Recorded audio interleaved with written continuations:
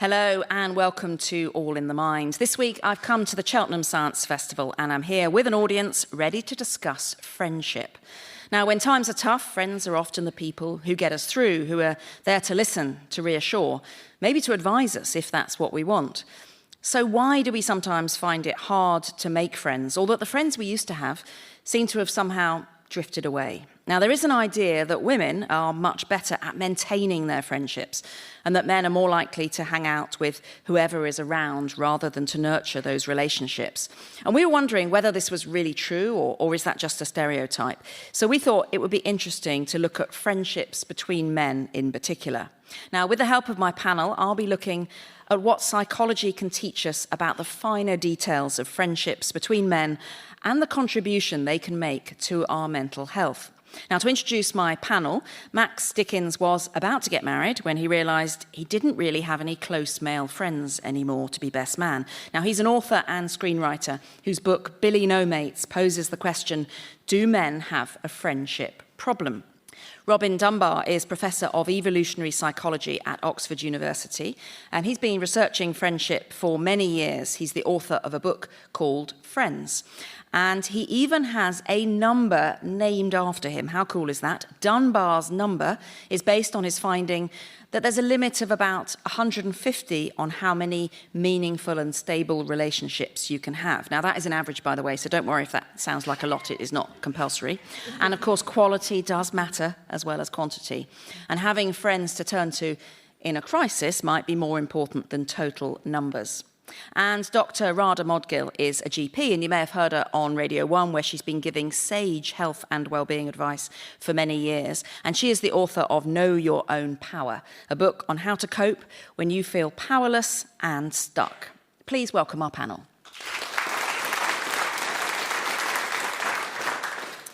So, Max, your journey looking at male friendship started with a realisation that you had when you were planning to propose to your girlfriend. What happened?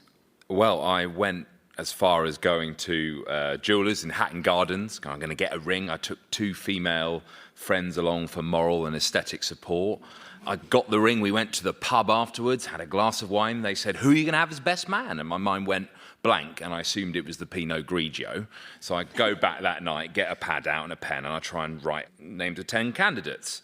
And it takes a lot longer than I was expecting. And I look down the list and I realise, well, I work with about half of these people. They find it a bit odd if I ask them to do that role. And the rest of these guys I hadn't seen, in some cases, for 2 or 3 years. And I just thought, oh, my goodness, where have all my friends gone? And then when I looked it up, you sort of Google things, don't you, when things go wrong in your life? And expected to see the internet shrug, but I realised that lots of other men have this problem. You Google getting married, no best man, there's something like 64 million results, a lot of them in wedding website forums of stricken grooms to be going, I'm getting married in 3 months, I don't know what to do, and then some terrible advice, actually, things like, my husband used his dog, things like that, which is not what you want to hear in that situation. No, maybe not. So you had friends, were your closest friends female friends? Yeah, so my 2 closest friends were female friends, yeah, absolutely. So I found it a lot easier to be friends with women, and my male friendships just evaporated around about my late 20s, early 30s. And so, Robin, is it the case, research-wise, that do women tend to have more friends who are women and men have more friends who are men, or have men got friends who are women? About 75% of women's social networks will be women, and 75% of men's social networks will be men.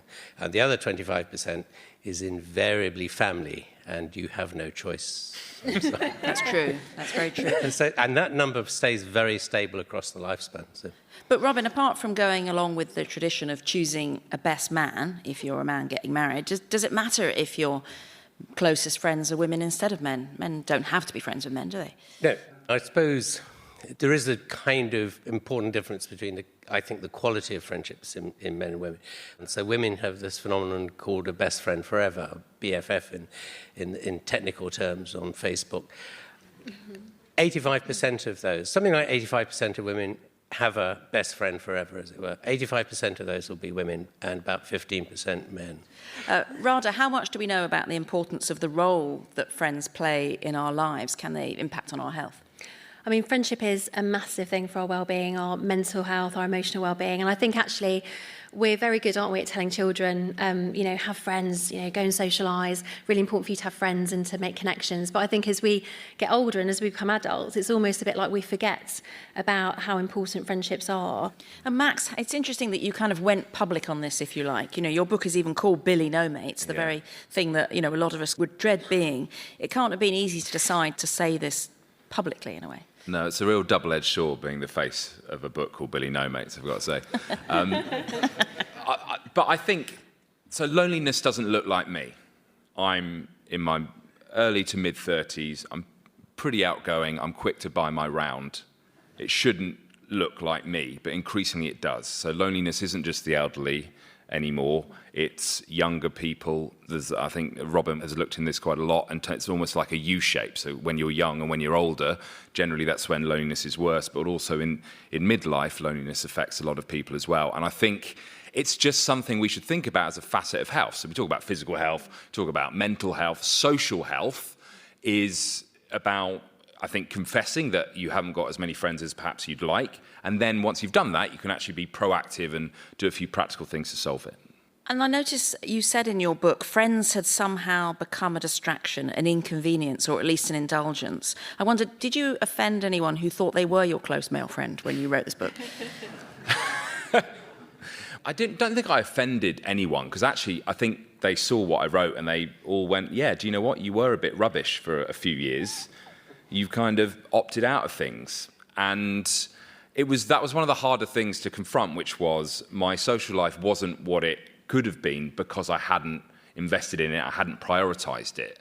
And I think it's true for a lot of men that in terms of our identity, how we would define or see ourselves or describe ourselves to others is often not in relation to other people. It's in relation to things like our careers or the things we're trying to achieve, like our marathon time.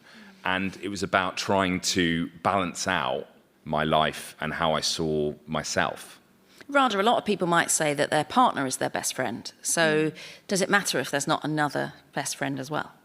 I think what's interesting is it's really important to have lots of different outlets and lots of different identities. So we know that if you have different faces or different roles, so maybe there's a gym Radha and a work Radha and a daughter Radha, if you have lots of those different buckets, if you like, or different faces or different roles, you're going to be more resilient if one of those identities or one of those roles or one of those areas in your life falls apart or falls down. So I think, in any kind of relationship, it's really important to have friendship at the basis of it, of course, because that's about trust and communication and sharing experiences. But it's quite dangerous to put all your eggs in one basket. And by that, I don't mean kind of thinking about relationships in that way, but I think that, for me, certainly, I've got lots of different friends, and each one of those friends gives me something slightly different. And I think it's important to almost look at friendships as a priority. When things get tough in life, I think the easiest thing for us all to do is to say, oh, well, I won't see my friend because I'm too busy, I'm too stressed. So even though it's the thing that keeps us well at times of crisis, it's the first thing, I think, which actually gets just chucked by the wayside, not through cruel intention, but because our brains go into sort of survival mode and we think, oh, we don't need that. But we need it just as much as sleep. We need it just as much as exercise. All those things that we know are good for us. That's kind of where friendships should lie in terms of priority. Max, what do you make of that? I think one of the hard transitions is going from being in your, say, teens and 20s when socialising feels really easy. And you get beyond that, you're not used to having to work at it. You've got to arrange it for a You've got to start. arrange it, right? And if you're not kind of good at that, or you've never had to do it before, and you get short of time, so time is the fundamental limiting factor in friendships, which is why it gets much harder when your career gets more serious, when you might get into a serious romantic relationship, where you might have a family. It puts a lot of pressure. And like you say, I think it just drops down the to-do list, and especially for blokes who see it as a nice to have, rather than a have to have. And is that the case, Robin? What can research tell us about men and women and maybe the differences in the work they might put into maintaining friendships? Well, the bottom line is friendships are very expensive, but all the huge number of studies over the last 10 or 15 years has shown the single best predictor of your future health and well-being, psychological health and well-being, physical health and well-being, is simply the number of close friendships you have. And it turns out to be about 5. So we did a massive study across Europe. prospective study looking at symptoms of depression, and the best predictor of not having symptoms of depression was having 5 friends, or alternatively engaging in 5 voluntary activities. Now, you could mix and match, but you couldn't add, right? And I think the reason for that is voluntary activities are social. You meet people, even if you don't form friendships with them, you're engaging with people and you're getting feedback. But if you have too many friends, or you have too many friends and too many voluntary activities, you're stretching your time so thinly among them, none of them are working as good enough friends. And this comes back to the fact that those 5 core friends, which actually includes usually a couple of close family members, a couple of friends, and an odd one to make up the number 5, consume 40% of our total social effort, the time we devote to... That's a lot, 40%. It is. So we call that in a core the shoulders to cry on friends, because they're the ones that will literally drop the baby and come and pick you up when your world falls apart. In other words, they're prepared to sacrifice their own interest to come and help you. But the second layer beyond that, which includes another 10 people, that's 15 people in all the, sometimes called the sympathy group, they add another 20%. So 60% of your total available social time and 60% of your emotional capital is devoted to just 15 people, because they're the ones that really matter to you. But alarmingly, you say in your book that it's remarkably easy to lose those friendships if you don't nurture them. Yes. I mean, you're saying you've got to put a lot of work into that. Yes. You've got to keep it. It takes a huge amount of time to build a friendship up in the first place, but then you've got to keep investing. Family relationships are a bit more robust to these kind of things, because I think they're kind of interconnected, and that keeps relationships going. But friendships, because they tend to be more one-on-one, even when it's a little group of friends, they're kind of more dyadic. If you don't invest the time in the individuals, that friendship just decays. Let's just see if the audience has any questions on this. Yeah, there's one just here. I tend to have a small number of very close friends, and if I look back to how they started, it was almost instantaneous. We just hit it off. But they have become lifelong friends, and although sometimes we can go quite long periods without seeing each other, when we do get together again, it's as if we'd never been apart, which is slightly against what the panel are saying. And that's interesting, Robin, because people often say that, oh, it's like we've never been apart, and yet you're saying if you don't put the work in, it all goes. But does it always? There's 2 aspects to this, I think. One is that what seems to underpin friendships and family relationships is this effect known as homophily. So birds of a feather flock together. We spend a lot of time trying to figure out when we first meet people how similar they are to us on these, what we call the 7 pillars of friendship, so these 7 dimensions. And the more similar you are, the closer in they'll be to you, the stronger the friendship. And those inner core friendships are extremely robust. They do last a lifetime. It's the less strong friendships where you have fewer pillars in common that are more prone to just fade away and drift apart, particularly among men, I think. Radha, what do you make of that? Potentially, some people see friendship as something, a criteria where you have to meet up a certain number of times, or you must communicate. Otherwise, that means you're not friends with them or you don't like them.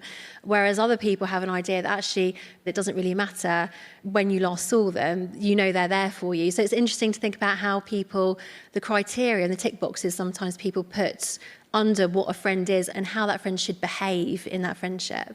Max? I have noticed a gendered difference there as well. Like when you ask men to describe their best friends, they'll often describe them in almost moral terms, which is I don't really see him very often. But when the proverbial hits the fan, I know he'll be knocking on my door and he'll do whatever it takes, which I think is great. And it seems similar to the gentleman who asked the question in the situation there. A pushback I might have is friendship doesn't necessarily have to be the 4th emergency service. It should be something that you feel every day. And often I find with being friends with guys, and I love being friends with guys, is sometimes it doesn't feel like a friendship. The guy said to me the other day, I've never felt like my best friend's best friend. Oh. And I was like, I know what you mean. And Radha, do you see these differences between men and women? It can feel in a way as if, hasn't society changed? Aren't these stereotypes that we're talking about here? I think they are stereotypes, but historically there is always a basis as to why those stereotypes exist. I think it's getting a lot better. I think when I think about friendship, when I think about the articles that I've read about it, or when I've seen friendship being mentioned on TV, for example, in films and in the media, I think there is a huge kind of focus on female friendships as opposed to male, and there's a lot more conversation, and it almost seems to be more acceptable to talk about or write an article about female friendships rather than male friendships. I haven't seen that very much at all. I think what's also interesting, we're talking about the obstacles potentially to making new friends or to having meaningful friendships. And I think one of the things that we don't often talk about is our ability to connect and have meaningful friendships very much is based on our ability to connect with ourselves as well. So unless we know who we are and what we like and how we tick and what we need, we can't really make a friendship that's meaningful. So you're listening to All in the Mind on BBC Radio 4, and today we're at the Cheltenham Science Festival with a live audience, and we're looking at the psychology of male friendship. So Max, when you sat back and realised you needed to do something about this and take the initiative with your friendships, how did you decide to go about it? What do you do to get some more male friends? Well, one of the biggest things I had to do was take responsibility for it. Now, I think this is a generalisation, but it's also backed out by a fair amount of research. Men will often offshore their social life to the women in their lives, either it's their female friends or their partner, and go, can you organise everything now? Treat them like the HR department sort of thing. And I kind of realised, all the people I hang out with are my wife's friends. Maybe I should actually step forward and do stuff. So the first thing I tried to do was take responsibility. I asked a guy I know who's got loads of friends. I said, how come you've got so many friends? He says, well, Max, my mates call me the Sherpa because I organise everything. But if I didn't organise everything, we'd never see each other. And I thought that is the perfect metaphor for what I'm going to do. I'm going to become the Sherpa in my friendships. So I'm the one who sends the text going, let's have a pint. I'm the one who organises the weekend away. I'm the one who organises getting everyone round for a barbecue. Is that quite a lot of work, though, getting people to actually then do it? And what if they don't want to do it, and then do you feel rejected? So I think people not reciprocating is just a cost of doing social business sometimes. I think sometimes you just have to take it on. And I think friendship has a rhythm. I was out the rhythm of friendship. When you're back in the rhythm of friendship, you do find generally people reciprocate and you get into this, the drumbeat of being sociable, and that really helped. But I think you hit on a really important point, which is if you see two kids in the playground and they don't know someone in the playground, they go up to them, they're like, let's play. They assume that the other person will like them. They assume that the kid will be great fun to play with, and they just do it. Then we become adults and we assume every social interaction will be horribly awkward and boring. We assume the other person won't like us, and it becomes this big deal to initiate social contact. But I think all those kind of preconceptions are, when you actually do it a bit and get back in that rhythm, overcome. So, Robin, is the key to do activities, to basically organise activities and make them, regular, so that people definitely turn up? The short answer, I think, is yes. Because actually making new friends or making friends at all, the way you find new friends is to put yourself in situations where you might meet people. And I think especially for blokes probably, women are clearly much better at just going out and doing something. This is the impression I certainly have, organising things. Joining clubs in some form, because it's a context in which you are exposed to meeting other people some way. If you don't do that, you're just going to sit at home and mope, if you like. But you say it takes 200 hours for a stranger to become a good friend. Yes. So it's not going to be quick, is it? No, and that particular bit of research was done on undergraduates who obviously have infinite time on their hands. I think they might dispute that, yeah. I was going to say, I think it's interesting that socialising is actually a habit.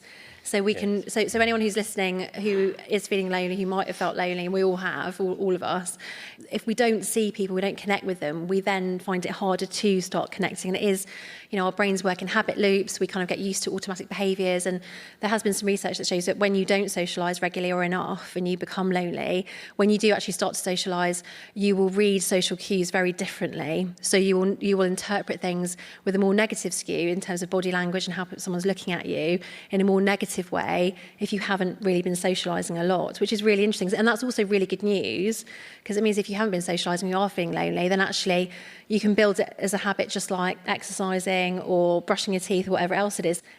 Sometimes these words like loneliness and friendship can seem quite complex and quite large. If you break it down into sort of habits, they become more action-based and actually much more achievable and less scary, I think. Just coming off the back of that, because I completely agree with it, but I think the context we're in in modern societies has a part to play in this. So largely, you don't make friends by going out and going, I'm going to make a friend today. You go to spaces full of people who are a bit like you, and you see them quite often, right? Clubs, I joined a CrossFit gym, and that was really good. But these spaces, there used to be loads of them. So sociologists call them third spaces. So you're not at home, you're not at work. These kind of third spaces, it might be your church, it might be a pub, it might be a park, community centre, whatever it is. They have been decimated. So what happens now is you have to be intentional, like building a habit. And let's take another question. Why do we associate shame with lack of friendship or loneliness? That's an interesting question. Radha, what would you say? That's a very good question. And I think it's fundamental to why we don't say when we don't have friends. And I think it's also a reason that we become lonely, and we become lonelier and lonelier, and it almost becomes a vicious cycle. I think, in my mind, shame is very much related to belonging and to being part of a group. And all of us, at the end of the day, want to be part of a group because it makes us feel safe for survival reasons. It makes us feel valued for potentially sort of higher level reasons. But we all want to be part of something. And so when we're not part of something, we don't have that sense of belonging, or we can't show that we have belonging, we then interpret that, or our brains interpret that as we're not good enough, or there's something wrong with me. Now, we're not going to necessarily change the whole of society, so we can't necessarily work at it from that way in, but what we can do is say, right, that doesn't mean there's anything wrong with me that I have to think about this. It just means that the context I live in at the moment means I have to go inside out, and therefore it's okay to feel lonely, it's okay to say I haven't got friends, and it's okay to work at something to nurture friendships. And let's take one more question just there, near the back. Regarding everything you've been saying about friendships, are there any differences between more individual Western cultures and collectivist Eastern cultures? Robin, how much would these findings that you've been talking about friendship apply worldwide, or has most of the research been done in the US and Europe? Almost all research is done in the US and Europe and Australia and places like that. I mean, I grew up in East Africa in an extraordinary multicultural environment, so it was not uncommon to see men holding hands, and particularly in the African communities. That was kind of just how it was. And to some extent, that's true of Arab cultures as well, I think. Those kind of differences do exist. I'm not sure they change the underlying quality of the relationship. You still see the same patterns. To give one example, we find in our data, and American data and European data, 3/4 of men's friends are men. We came across a nice data set from hunter-gatherer societies in South America. So these are Amazonian Indians. It was exactly the same.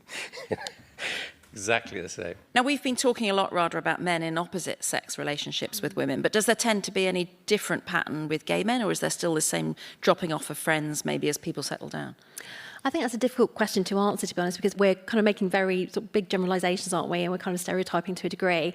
With someone who is gay, they potentially have gone through some quite difficult times and challenging times in terms of potentially talking to people, coming out about it, for example. That might mean they're potentially more in touch with feelings, or they've been able to kind of develop some skills to be able to communicate in certain ways. I don't know. But I think in my experience, what I've seen, certainly in my clinic, is that men come and talk, but they come and talk about challenge and difficulties at the very last minute, or when there is a real huge crisis. And they've often been sitting on that crisis for a very, very long time, sometimes even years, without telling somebody. And the relief that I see when men actually open up and talk about what they're facing, or the fact they're lonely, is huge.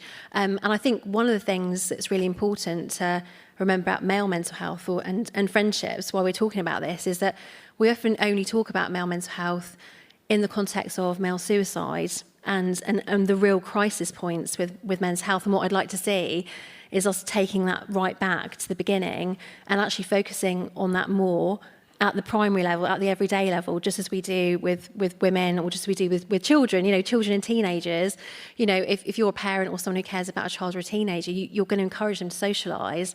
Why is it that we, as we become adults, that drops off and we don't really say to people, when have you been out with your friends lately? Have you seen that friend? What's going on? So for me, I think, it's great to be able to talk about male friendships, but we only seem to do it at the moment when it really reach crisis point, and I think that's the whole problem about male mental health. I've found through doing my book and blokes coming up and talk to me about it, is that they find it a really accessible way into this conversation. So one reason why I was struggling I had some mates, right, but didn't have anyone who really knew me on any personal level, and vice versa. One of those reasons were that I was not able to have the sort of conversations that would result in intimacy. And I think when you see it through the frame of your relationships, you're like, oh, where has that come from? Why is it when I go to a party and I'm in a group of blokes, my chest goes out, I get much louder, my laugh gets a bit crueler. Whee! Why do I become that version of myself? Why do I change? Why do I step into this performance? Why is it that my only way of relating to other men is through banter, that kind of jazz of casual brutality that defines how men often relate to each other? Why is it that I can't talk about things that aren't going so well in my life? Why is it that I haven't ever told any of my male friends that I so much as like them? Right? It's these things that help you transition a relationship that is, you're just mates, into something a bit more sincere and a bit more connected. Before we end, we need to find out what happened. So, Max, did you get married? And did you find a best man? So, I did get married. Hooray. Yeah, thank you. Well, we assume it was good. And now we're divorced. No, not really. We got married. And we've set a date, and I had to get a best man. And I had solved my friendship problem. I had lots of choice suddenly, and I had to think about who was the most meaningful person to me. And then when I reflected, I thought, well, this shouldn't be a decision based on tradition. It shouldn't be just ticking a box. And I said, in all honesty, my two best friends in the world are both women. They were the women I went to the shop with right at the start. And so I had them as two best women. Now, when I say this, sometimes...